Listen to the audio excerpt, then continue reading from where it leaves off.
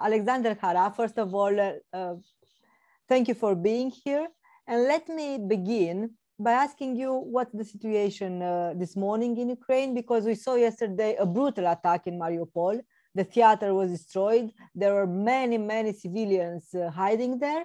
And then we saw something that was presented like a peace agreement, a draft for a peace agreement. Well, first of all, the Russians are doing what they are professionals to do, which terrorize people, to destroy countries, to manipulate with facts. And what they are doing with Kharkiv and Mariupol and with Volnovakha, I believe it's just the parallel, historical parallel to Guernica, when the Nazis decided to purposely target civilians with the aim to use terror against the authorities. So the Russians are, in this way, are like fascists of the 30s. And actually, Russia is a fascist state because, you know, everything is the state. And there is no civil society, there is no civil media, nothing. It's just Putin and his henchmen who are running the show. And it's painful for me personally to see what they're doing with Mariupol and Volnovakha, because I'm originally from Donetsk, now occupied by Russia. It's cities and towns that I spent my childhood and youth. So that's why this brutality is something well, personal to me. Certainly, I believe that there are three goals of current operation against Ukraine. First, it's to destroy as much as possible civilian and the military infrastructure, to undermine Ukrainian economy and ability to restore our economy after the war. And certainly they use terror to punish those who were defending Ukraine back in 2014, including Mariupol. If you remember, it was Azov battalion that Russians are trying to paint as Nazi or fascists. They stopped the Russian advance and seizure of Mariupol. Mariupol is a really important port city in the Sea of Azov. Should the Russians, or had the Russians captured it back in 2014, we would lose the access to the sea, because they would advance to Odessa and further to connect occupied territories, Crimea and Transnistria. So that's why it's so important for Ukrainians to keep Mariupol in our hands, even though it's encircled and brutally being destroyed. So the first goal of Russia now is to destroy our economical and military potential. The second one is to cut Ukrainian from the sea, so from the Black Sea. Up to 80% of our trade goes through the Black Sea ports. And certainly if Russians succeed in cutting Ukraine from the sea, creating so-called Novorossiya, it will be a huge blow to Ukrainian economy. And third goal is to capture or besiege or to press Ukrainian president and the government in Kiev. And they've been trying to do this vigorously from the first day. They failed with all those precision strikes, with brutal indiscriminate shellings of the outskirts of Kiev, with the saboteurs, reconnaissance groups being sent to Kiev in December, before this war, and this decision to punish Ukrainian Nazi was artificial. I mean, like in theater, took by Putin and his minions in Kremlin. So the situation is not really, let's say, promising for Russia. It's difficult for Ukraine. Certainly, we are losing our best. But from the other hand, the Russians failed to achieve even tactical military goals, not to mention the strategic ones. And certainly they are failing to impose their major political, let's say, goals with regard to Ukraine. I read an article in Financial Times yesterday, and certainly I was not happy with possibility of Ukrainian authority even discussing such things. But fortunately, in a couple of hours, one of the negotiators said that it's a Russian plan. They are pushing the Russian narratives, and Ukrainians has not agreed on those points, like neutral status, like limiting ability of Ukraine to cooperate in defense and security with the other partners, to ban the foreign military bases, and actually there are none in Ukraine, and there were no any plans for NATO or the United States to have such bases in Ukraine. in 2014 and after 2022. And certainly there is no prospects of returning back to normal relations with Russia, granting Russian language the second state language. I'm personally a Russian speaker. I'm bilingual, but Russian is my mother tongue. I'm not Ukrainian in ethnic terms, but I'm against providing the Russian language the status like Ukrainian as a state language. And a lot of other Russian speakers from eastern part of Ukraine and from southern part of Ukraine are against as well. So certainly there is no prohibition of the use of Russian language. But anyway, in the first place, it was not real cause of this war. The real cause of the war is not protection of Russian speakers. Otherwise, the Russians would not bomb the theater in Mariupol and the pool, the Neptune pool in Mariupol, where a lot of kids has been killed.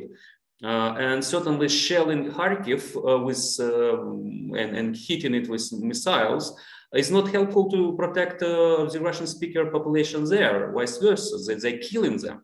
So that's why we see propaganda, we see the false premises of Putin and his minions, and a lot of Russians buying this propaganda. But in reality, they have different goals, and those goals is to subordinate Ukraine, to destroy Ukrainian statehood, to keep Ukraine as a buffer state between the West and Russia, and to use our resources on their side, because even as a buffer state, Ukraine cannot be neutral. Russians see either you are enemy of Russia or you are pro-Russian buffer. So certainly the second option is not something that Ukraine is going to accept, and we're not going to give up on our freedom, on our ability to choose the foreign policy, domestic policy issues on our own without any help from Russia. So that's why it's brutal. But so far, our military, our territorial defense, we were able to hit hard the Russian forces to stop their advances in major direction. Even in Donbass, where they have heavy presence of Russia and they're shelling our positions, the only thing that they managed to do is destroy Volnovakha and to destroy distantly, remotely Mariupol. And there was no, let's say, any major advances, major towns or villages being captured by the Russians over there. And actually, so just one point, unfortunately, a lot of experts and media in the West still call those LNR, DNR guys as a pro-Russian or Russian-based separatists. In the first place, they are not separatists. They are proxy forces of Russia, and now they are officially Russian forces. So that's why we were talking about 8 years of war with Russia, overt and covert war with Russia. I mean, in Crimea, they admitted that from the beginning it was a Russian special operations. In Donetsk and Lugansk, they've been trying to divert attention from the facts that it was Russia behind this occupation, not separatists. And now we see that it's a farce. It's a takeover operation from the beginning. You are a security expert, but also a foreign policy one. So President Zelensky demands at every intervention to close the sky over Ukraine, a no-fly zone. Why it is important, and why do you think it cannot be done? Because this is the answer of NATO. Well, first of all, Ukraine is powerful, has powerful land forces. And we show that the paratroopers, the special operation forces, the other components of land forces are really effective, and they are killing a lot of Russians, and they are blowing a lot of Russian armaments and tanks and whatever. But the problem that we have that we're outnumbered and outgunned in our skies. Even though our air defense still shuts down the Russian planes, like overnight we shut down 2 Su aircrafts, air jets, and a couple of other that are not detected at the moment. But certainly we are not protecting from the air attacks on our cities and from missile attacks from Belarusian territory and from the Black Sea fleet of Russia. So that's why president and the whole of Ukrainian society was begging the West to provide such a humanitarian shield against the Russian aircrafts and the Russian missiles that are targeting primarily the civilian and infrastructure objects, not the military ones. And I understand that there are some options that our government was trying to propose, either above all of Ukraine to protect the eastern and southern southern Ukrainian cities and Kiev particularly, or to protect at least the western part of Ukraine where a lot of Ukrainian refugees came. So far, 3 million of Ukrainians flew to the neighboring countries, predominantly to Poland, but to other countries as well. And a lot of those who are not able to go to foreign countries, or they are not willing to do so, they find shelter in the western regions of Ukraine. And those regions like Lutsk, like Ivano-Frankivsk and others were hit by the Russian rockets. So we need to protect civilians over there. That's why it is the second option. And there is a third option, and our president addressing Congress yesterday was asking for it's providing Ukraine with the air defense, the Soviet or Russian-made air defense from those Central and Eastern European countries who has S-300 or S-400, because we need to just kill the killers in our skies. I understand the fear of the United States and the NATO allies that shutting down Russian jets over Ukrainian skies would be considered as the declaration of war with the, let's say, unforeseeable or the consequences nobody can imagine. And I mean the use of nuclear arms, and Putin was let's say blackmailing the West with nuclear arms from the beginning of this war back in 2014. And then when he began this brutal attack, all-out war against Ukraine on the February 24th, he was conducting the strategic deterrence forces drills that were scheduled, usually they were scheduled for fall, but he decided to carry out them in February. And he was talking about the targeting even those Western countries who provide military support to Ukraine. So he was threatening NATO members, our neighboring countries who are serving as a sort of a corridor of providing military assistance to Ukraine. And first and foremost, it's Poland, but not just Poland. The Baltic states and some others. But overall, I believe that Putin is going to, let's say, spill out this conflict of Ukraine, and he is going to challenge NATO. I've seen a couple of reports about this unmanned aircraft being flown to the skies of Romania and skies of Croatia. And I think it's not just a technical mistake, or these objects were lost control of by the operators. I believe it's just a soft way how to explore the reaction of those countries and the West in general. If there is no strong reaction, and there is no such a strong reaction, they would try to provoke those countries with something else. Why I'm saying it's going to happen for sure? Because for Putin, there are two major goals with regard to Ukraine and the NATO. To show that this military and technical and economical support of the West, and predominantly of the United States with regard to Ukraine, is failing. And Ukraine is sort of a second Afghanistan, that the West was pouring a lot of money and armaments, and the government was not able to fight back the Taliban.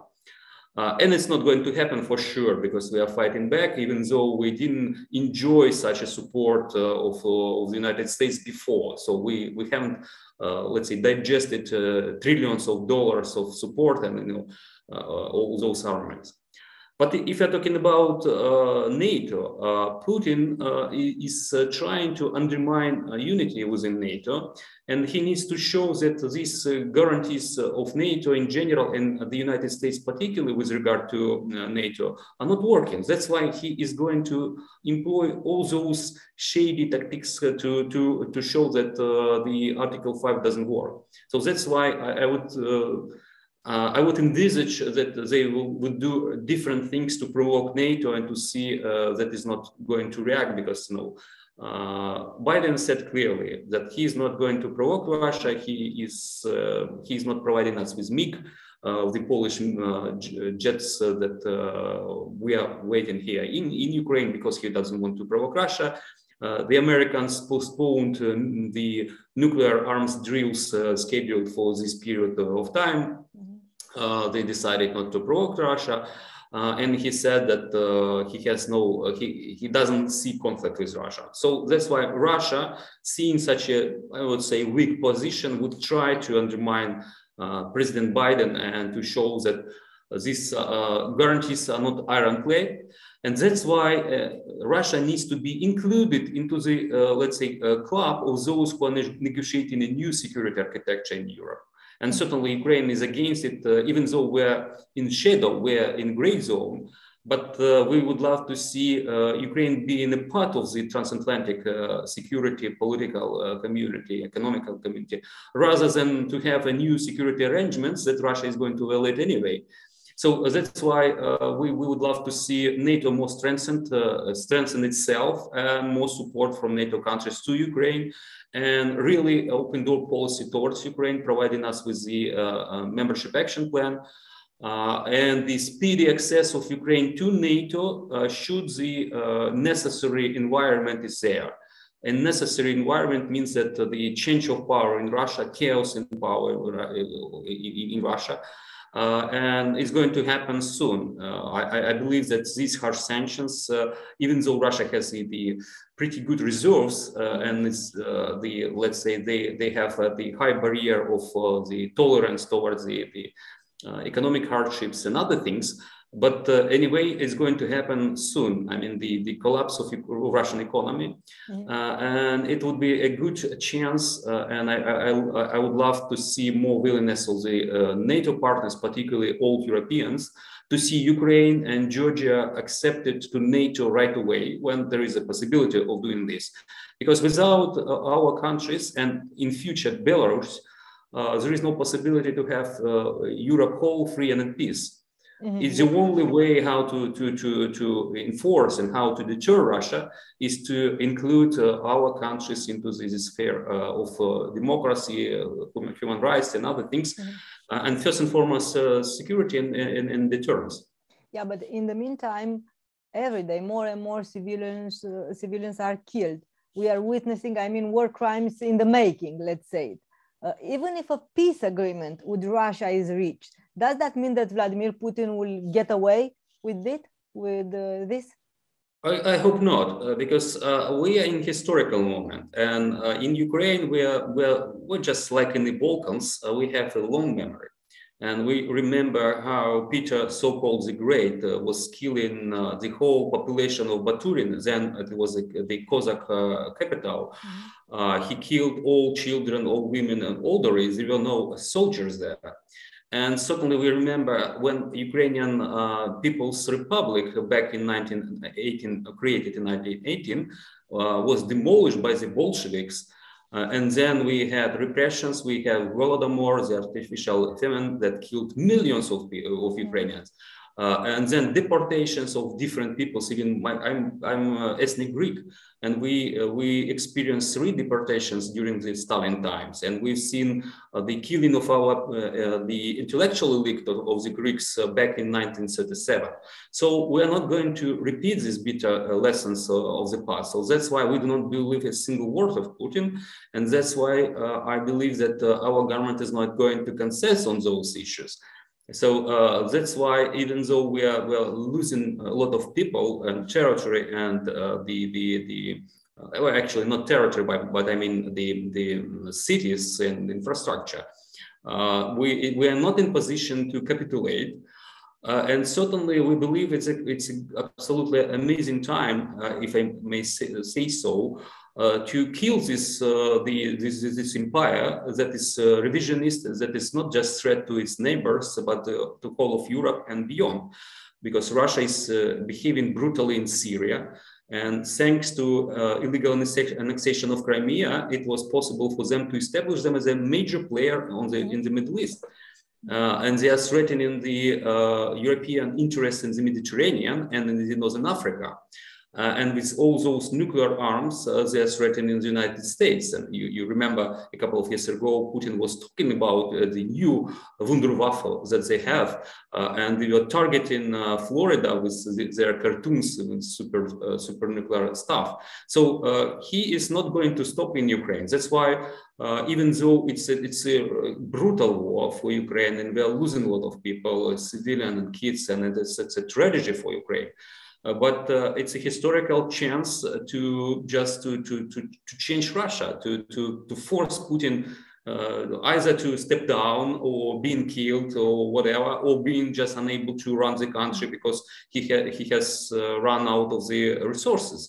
And actually, it's one of the key things why sanctions is so important. It's so important that the Western countries, in particular Germany and France, and Germany most of all, refused to finance a Russian war against Ukraine by buying a lot of Russian gas and oil, because there are possibilities, technical possibilities and financial possibilities to have alternative energy supply.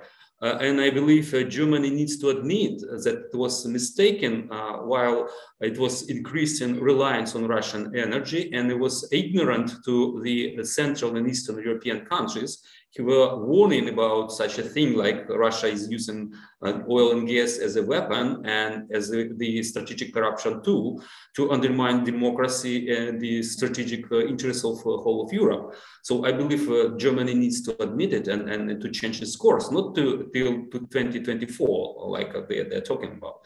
But right now, because they're financing killing of Ukrainian children by buying the Russian oil and Russian gas. It's my last question.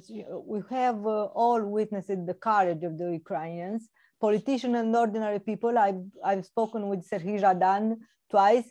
He's a friend of mine, and he's in Kharkiv. He's fighting there. So a writer, also with Yuri Andrukhovich, he's fighting in Ukraine. Writers, you don't expect writers to be fighters in a war.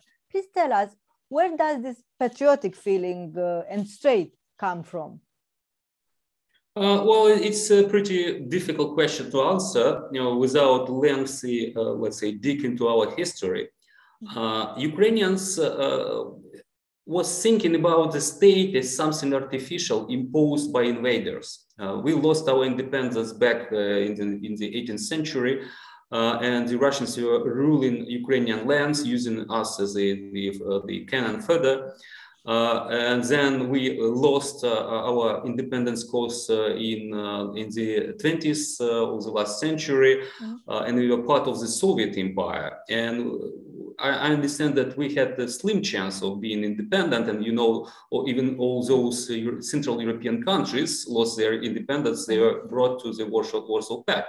And actually here, Timothy Snyder was right that there was a slim moment in history when these democratic by nature states of the Central and Eastern Europe enjoyed their freedoms, because to the left and to the right, I mean to the west and to the east, they were empires, the predatory empires who were just tearing apart our countries.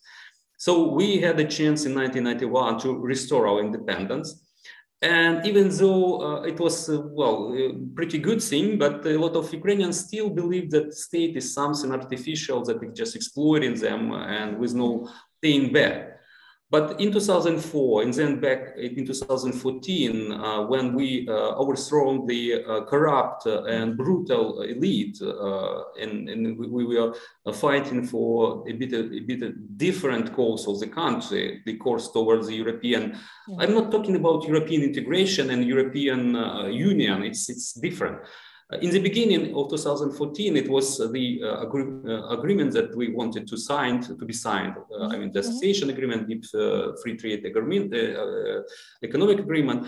But in reality, it was a revolution of dignity that changed the course of the country. So people were not ready to accept that the authorities are just brutally beating and killing innocent people, the students and just ordinary people. That's why I wouldn't call that the willingness of Ukraine to become a member of EU that is driving all these things. No, it's just our dignity, because we are free-loving people, and that's why we want to protect ourselves from abuse of power within Ukraine and certainly from outside. And in 2014, we've seen that the Ukrainian political nation being forged. They were a prototype of that political nation before, but in 2014 it was absolutely visible. On Maidan, there were different ethnic groups, from Jews to Russian Ukrainians, Greeks, the Ukrainian Koreans, whatever. All the spectrum of regions, from Lviv, Western Ukraine, to Donetsk and others. All religions. We've seen the Jewish, the Judaists here, the Orthodox. Perhaps the only people who were missing on Maidan, it was the Russian Orthodox Church in Ukraine and the Ukrainian leftists, because our communists and socialists are the fifth column of Russia here. So that's why this unity of the nation and the common vision of Ukraine being part of the Western civilization rather than so-called Russian world is something that is driving us. And certainly the brutality that we witness now and that we learn from history of the Russians is something that just push us to protect our country. So that's why a lot of people who even didn't have military training went to fight. And we have pretty strong and motivated the armed forces, territorial defense, and a lot of people who volunteer. They are supporting our army, providing them with all necessary things. So it's a whole nation. I would say it's a national war. Whole nation is against the Russian willingness to subordinate Ukrainians of different origins and languages and religions. So that's why it's really a miracle. And I would conclude with the words of Timothy Snyder. A couple of days ago, he was talking with Sergei Plokhy, Ukrainian historian, and he said that had Ukrainians didn't begin the fight, Europe would lose a lot. And it's because Ukrainians are fighting, the Europeans have opportunity to think about their future, what kind of European Union or European project they want to have. So I believe we gave a bit of sense, or we gave an impetus to the European, I mean, we're Europeans as well, but I mean European Union and those affiliated. And it's really important that Ukraine is not going to fail, and it's so important for Ukraine to see that we are on the way of becoming a part of this European project. I'm not happy with the decision of the European bureaucrats. They rejected the proposal of some Central European, Eastern European heads of states to have a speedy procedure of accepting Ukraine as a member. It's certainly discouraging for Ukrainians, but anyway, we are fighting for freedom. It doesn't necessarily mean that we are going to be members of the European Union. And actually, I'm a bit skeptical about the European Union. We need to be for sure in NATO, but the European Union is something that we should consider just for one reason, because we don't know what type of European Union will be in 5 or 10 years. Whether it's going to be the core of all European nations and then the periphery and semi-periphery, and Central Europeans would be pushed out of these projects a bit, which is not encouraging, not just for you, but for us as well. I would love to see it's more turning into the, let's say, federal state or something like that, when all those nations... To have more political powers and to act political. Because because I mean, we as Europeans, and I'm talking about not just European Union, but Ukrainians, Belarusians, Georgians, and some other nations, we need to consider that we have revisionist powers, Russia here, and we have China, rising China. And that's why we aim to preserve our identity. I mean, whether it's Christian or atheist European identity, or at least those ideas and values that the European Union is based on. I'm talking about Renaissance ideas. I'm talking about humanity and other things. So if we want to protect it, if we want to preserve our nations, we need to unite with these challenges from the East and from the Far East. And that's why it's so important for the Europeans to use this time of this war between Ukraine and Russia to reconsider, to give a new, let's say, meaning to European projects, where other nations and Balkan nations, the Ukrainians, Belarusians, and possibly some other nations like Armenians, even though they are puppets of Russia now, but they are part of, they are Christians and they are part of the European civilization from the beginning of the European civilization. So we need to think about it. I'm not talking about Russia because I do not believe it's going to be turned to democratic states. I don't believe in any possibility of democracy in Russia. But if this country cracks into the parts, in some 50 or 100 years, they might be turned to the more democratic type of... And to have a new European Union paradigm. Thank you very much and stay safe there. Hope to... Thank you. Thank you.